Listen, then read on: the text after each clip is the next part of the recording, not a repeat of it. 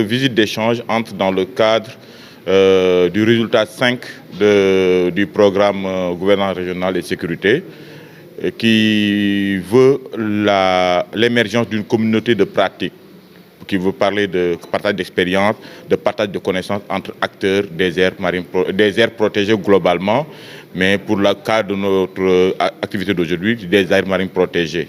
C'est pourquoi nous avons en tout cas mis en place cette activité pour permettre à tous ces acteurs issus pratiquement de 13 pays de l'Afrique de l'Ouest de se retrouver ici à Joal pour partager des expériences en matière de gouvernance des aires marines protégées et en matière de gestion, pour que ces partenaires qui nous viennent des autres pays puissent s'inspirer de l'exemple de Joal, mais aussi qu'ils puissent partager l'expérience de leur pays aux agents de Joal pour qu'ils puissent peut-être s'en inspirer et un peu améliorer le mode de gouvernance. Oui, l'aire marine protégée est très important. Je donne souvent l'exemple de Joal, je l'ai dit tantôt dans mon allocution, de Joal et une école.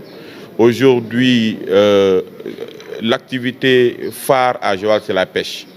Donc, toutes les populations de Joal vivent des produits de la pêche. C'est avec ces produits-là que les femmes sont capables aujourd'hui d'amener leurs enfants dans les écoles privées.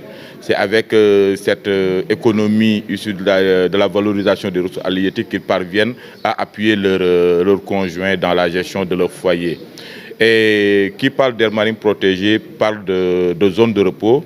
Ça permet déjà de veiller à qu'il y ait un repos biologique des produits, des espèces halieutiques. Ça permet aussi, après, aux femmes de pouvoir avoir une reproduction de la ressource. Parce que si on n'avait pas ces aires marines protégées, je pense que la pêche serait... On n'aurait pas aujourd'hui à Joal l'un des plus grands quais de pêche en Afrique de l'Ouest, ou sinon le plus grand quai de pêche.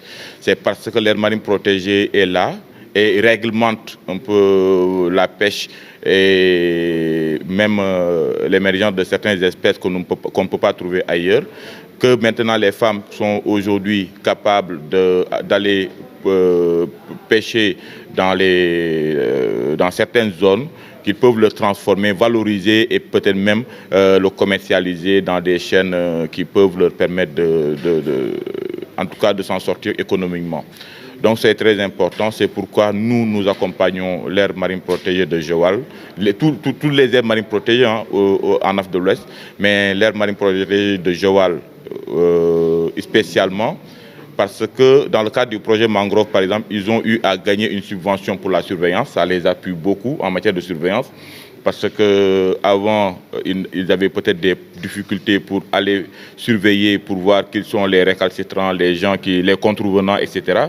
Maintenant, ils sont dotés de matériel, pirogues, quads, drones, qui peuvent leur permettre de pouvoir bien surveiller les marines protégées. Karim a parlé tantôt de la surface, qui est quand même très grande et qui est très difficile. Et il y a un autre projet Promoval, qui fait la promotion de la valorisation des ressources halieutiques, qui est aussi financé dans le cadre du projet et qui appuie aussi les femmes à, en tout cas, à valoriser les produits issus de cette pêche, à les labelliser pour les vendre peut-être même dans les grandes surfaces et même sur le plan international. Donc ça, c'est des projets,